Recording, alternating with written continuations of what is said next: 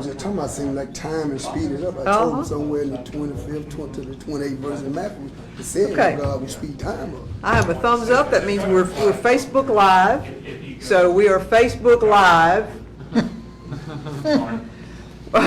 So I like to call this meeting to order for us. This is our work session in preparation for our July the 19th, our recess meeting for and last meeting for the month of July. So the first thing we have to do is we're going to be redistricting. We'll be having that as a public hearing and then a consideration of the redistricting map. And Toby Sanford from GTPDD has been kind enough to work that project for us, as well as come today and give us kind of a little bit of an overview. And so we will be holding that public hearing on Tuesday with the final consideration of it. But if you don't mind, Toby, if you kind of give us a little bit of a review of it. Well, first I wanted to ask, y'all had a public hearing on the 5th. We did.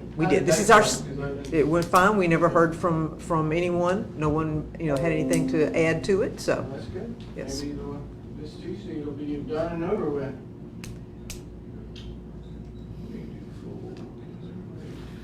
And we do have the map back here that is the proposed map behind us on this Yeah, and Dave, easel. if you want to go there and point out these areas as I go through them. Y'all need me to go over the benchmark, which I'll be glad to. Just briefly, Just briefly. All right. please. I tell you what, I'm gonna get up and stand over there. Oh, that is. If you touch it, it's going somewhere. It's going somewhere. All right, so this is your benchmark population. And what your benchmark is your 2020 census data and your current district lines. Now, some of this is going to be askew because we annexed some things. So this really isn't technically a benchmark because we're counting people that were not even thought of 10 years ago. But we take your current lines, and in the annexation area, I have to add that annexation area to something just to give that number to somebody else. They pretty much all went into 5. But you'll see, using our district lines and that data, I can tell you how many people live in each ward. So the first one is 3365, 3298, 3775, 4185, 4866, 3245, 3085 for a total city population of 25,819. Now, until 2030, that number will not show up on anything you do. According to the Census Bureau, your 2020 population was by your old lines or the old city limits, and it will be that way for the next 10 years. The only thing you'll get are community surveys, those kind of things, and estimates. Your estimates will include that because we did submit all that to the Census Bureau.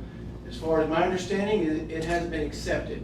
So your next rollout of data from the Census Bureau will have that incorporated into it as far as showing your map and the correct city limit lines.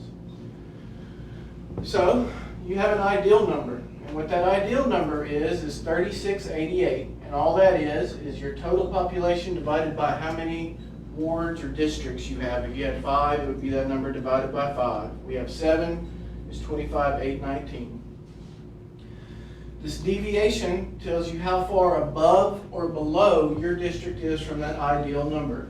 So you can see District 1 was in the hole 323 people. District 2 needed 390 people. District 3 was 87 above, which is pretty close. That's not bad as far as being close to that ideal. District 4 was 497 above. 5 was 1,178 above, and that was because we added all that annexed area into 5. Pretty much. A little bit into 6, but the majority of it all went into 5. Just to give us a starting point. District 6 was 443 under. District 7 was 603 under. The next thing you see is a percent. We turn that into a variance. And to get that variance, you take your ideal, your deviation, divide it by the ideal, and multiply it times 100, and that gives us a percent. You take the highest percent, which is District 5 at 31.94. You take the lowest percent, which is District 7 at 16.35, and you add them together, forgetting that negative number, and that gives us a total deviation of 48.29%. That's your max variance. And if that number is greater than 10%, redistricting is required. Let's see, let's scroll down. You can stop. So in our proposed Plan 1, we move people around, and it is pretty advantageous. It's a lot of movement. Most of the time, I like the plans that move the least amount of people. But when you annex, you really don't have a choice. You just added a whole bunch of people that aren't there. A lot of lines are going to move. It ain't going to be minor changes. But we got it down to where District 1 was the overpopulated at 3%. District 6 was the underpopulated at 3.35%, and we add that, and that gets us to 6.34%, which is below 10, perfectly acceptable. We also were able to raise our minority percentages in 6 and 7 quite a bit. It went from 73.9 to 75.3 in 6, and then 67.3 to 70.8 in 7, which is good. I was glad we were able to do that. So we'll go down one, and this is your current map before annexation. You can see these areas right here are not added to anything, but these are where the changes are going to happen.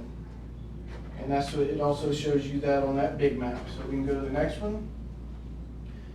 This is our proposed Plan 1. We moved all this area right here into 6.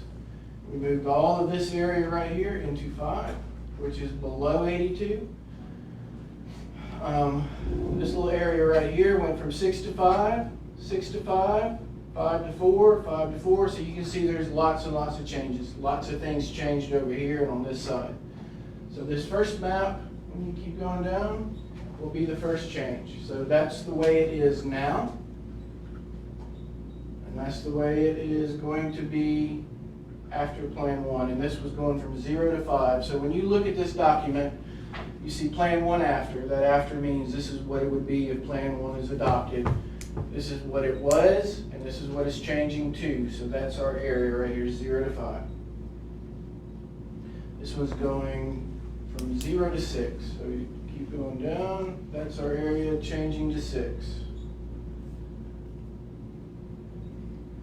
This area right here is going from 1 to 7. So right now it is in 1, and 1 is our red color. It's about to turn into pink. So that area right here, and that is above 12 and up through Lindbergh. This one's going from 2 to 1. This was in 2, and I think it used to be in 1 a long time ago, and we moved it into 2 to get rid of some population in 1. Well, it's going back to 1.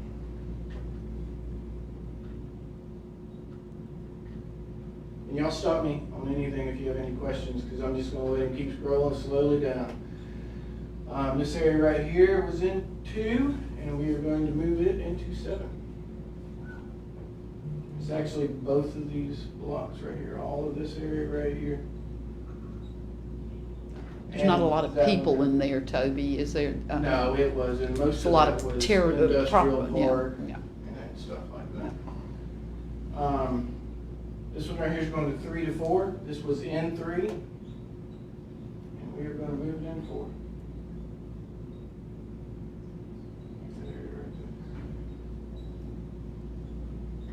This is going down Louisville Street.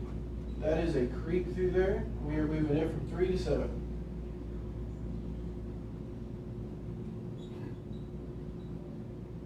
This is north of Lynn Lane, and I believe we're starting to build houses and things in here. There's a new subdivision, some stuff going in there. So your population will really increase probably even when you get to 2030 census. But that's going from 4 to 2.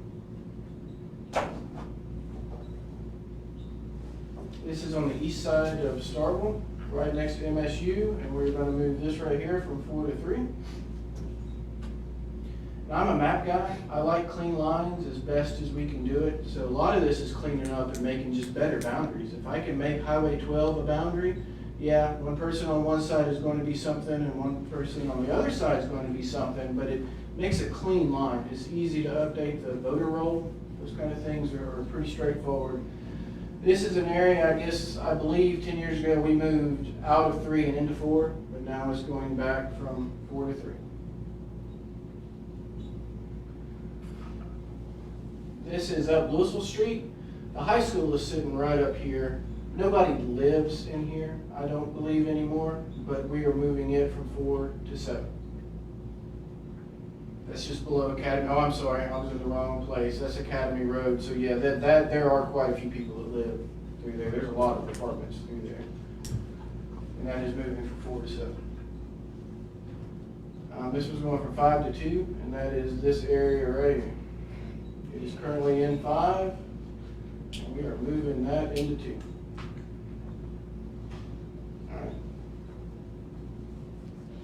5 to 4, and that does a better boundary. This is a terrible boundary as it is right now, but when you move it down, it's going to clean that line all the way up to where it is the same all the way down 182, all the way to the city limit line. This was going from 5 to 4. That's apartments, I believe, probably, or condos. I think George Crawford lives in there. This area right here is going to clean up this line just south of East Garrett Road. We're moving it from 6 to 5. See, that makes a much better boundary. North Montgomery, Garrett, all of it's in green. 5 to 4.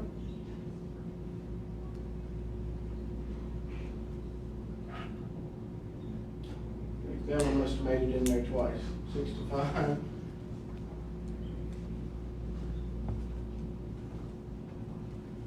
This is Santa Anita, Dead Lake, and we are moving it out of 6 and into 5.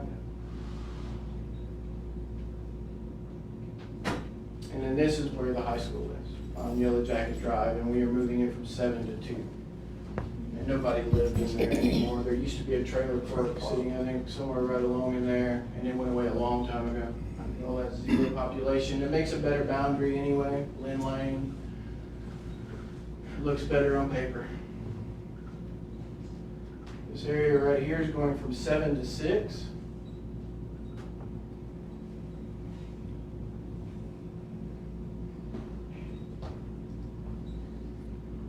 That may be the last picture. That is. think it is. That's all our changes, and there are a lot of them. Yeah. But each one of the aldermen has had a chance to take a look at it. Everyone is comfortable, as I understand it, everyone's comfortable with those changes and they make sense.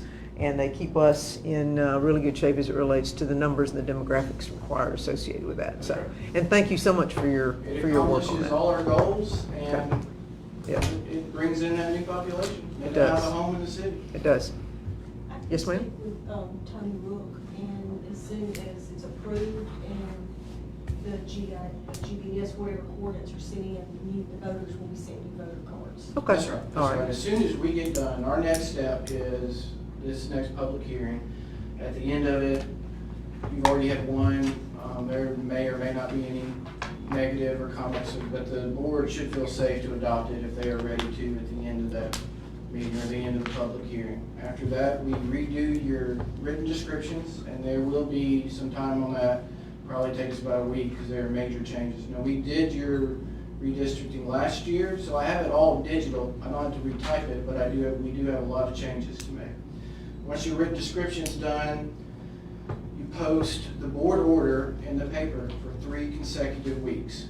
You do it on a Monday, you would want to do it the next Monday, and then the next Monday for 3 weeks. And the board order is just, as of this day, that we adopted Plan 1, blah, blah, blah. If you would like to inspect it, come by City Hall and you can see it from 8 to 5. That kind of information if anybody wants to come see it or see what changed. Once those 3 weeks are up, it's actually legal the day you adopt it, but that finishes our legality, is the 3 weeks of notification. The circuit clerk has to be updated with all these changes, and that goes in, and it's done by road ranges. So on Louisville Street, I would have to go in and say from address range 1300 to 1700 is changing from 2 to 7, or from 7 to 2, or whatever it does. And that can be time consuming, but that's not slowing you down. It just has to be done before your next election, which I think we got some time on. A little bit of time anyway. That's right. Okay. All right. Any questions of Toby? Does everybody get a new voter registration Only card, or people just the that people who changed, I change? believe. Only the ones that are changing. And I understood from Tony Rook that the county is also redistricting. So Yes. he said probably they would just do every voter. That's right, because I haven't updated them for the county changes yet. And in fact, they couldn't make changes right now if they wanted to until after November. Because of the coming election, they locked the voter address library and they couldn't change anything. But nothing on this election is being run on these lines, so it really doesn't affect Right. me. Okay. Well, thank you very much. We appreciate your time. Thank you all. All righty. If you have any questions, you know how to get a hold of me, We do. and please do. Or just come by and see me when you don't need something.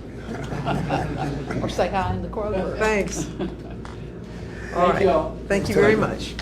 All righty, we can move toward our agenda. And what items on there? We've got a couple of sets of minutes. Mr. Latimer, are you comfortable with those minutes? Yes, ma'am. All right, go consent on those, all right. I'm not sure anybody have any comments that they want to put. We're going to have the video, I've asked the chief, who is not here today, to let us show about a 2-minute clip or so of the video of the gentleman who performed CPR at the Microtel this past time, so that we can thank him and acknowledge his work. So that'll come under this time frame. But other than that, I don't know of anything. So unless someone has something they want to add. We have no public appearances. We have 2 public hearings. One is the redistricting plan, which obviously we then will have consideration of after that. And then we have a public hearing on the rezoning. Daniel, I didn't see you. Anything about this particular tract? This is the tract that we just sold to the Days, and this is a rezoning for it to go from a state use or municipal use to, yes. This is kind of a slam dunk. They recommended approval unanimously on change condition and error. Okay, and that was P&Z? Yep. Okay, all right, thank you. And then under Mayor's business, we've got consideration of a resolution establishing the revised polling places. I have spoken with the Vice Mayor, with Alderman Vaughn, and with Alderman Beatty about the changing and Alderman Carver about changing. We can no longer use the Armory, so Alderman Carver's Ward 1 is going to move to the annex where the Sportsplex is. There's no change for 2 and 3. And then 4 and 7 will move to City Hall, away from Needmore Center, and then the Vice Mayor's Ward 6 will move to Fire Station 3, and Ward 5 will move to Fire Station 1. So it's all on city-controlled property, and that's what that resolution shows. So, and Mr. Latimer has blessed that one as well in terms of language, and I've talked to everyone who's impacted, so I think it's in good shape to go if someone is so inclined for consent. Alderman Vaughn, are you good with that? Okay. Yeah. You say 7 will move to City Hall? 7 and 4 both will move to City Hall, so we won't be worried about the circuit clerk anymore. We'll be over here on this side, so. Okay. Okay? All right. Consent for that one? Consent. All right. Consideration of calling for public hearing on the budget and tax millage for the city of Starkville. I would like to have our budget finalized by the second meeting in August. So this allows us to call for that first public hearing, and we will see how it goes. But from a discussion standpoint, this puts us in line of being able to get that done. So just calling for the public hearing. You good? Just calling for a public hearing. I see eyes looking at me. Let's hold that off there because we got 3 now here. Okay, all right. Well, we're gonna have to have a public hearing, no matter how we slice it, so, okay, all right, sure. Airport, Mr. Lincoln is out, but this is a conference that's actually going to be held at the Mill, and they are just asking for advanced registration payment. Consent? Okay.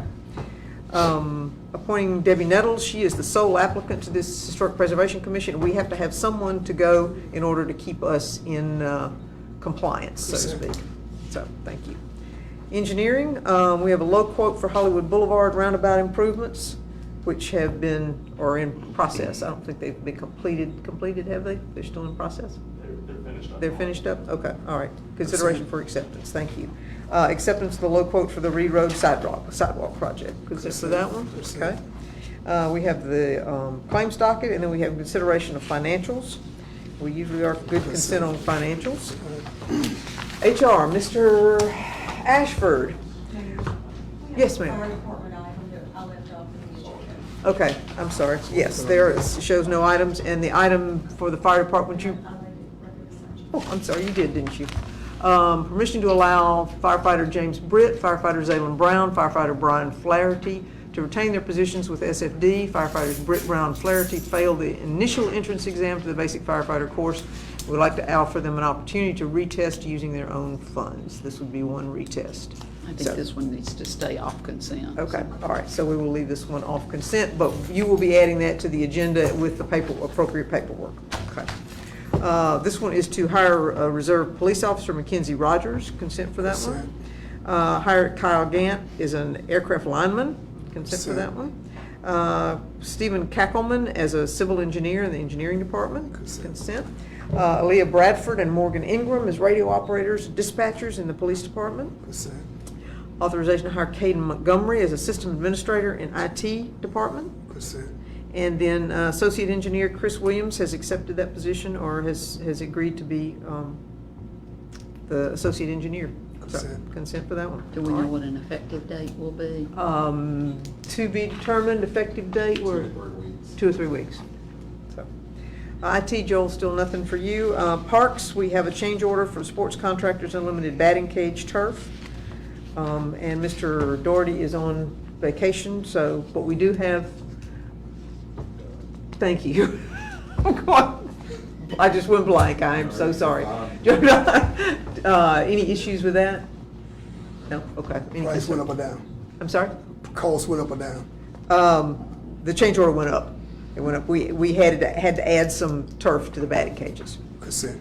And then lowest quote for bathroom repair in the amount of $22,000. Consent. Okay, okay. We'll go ahead, but,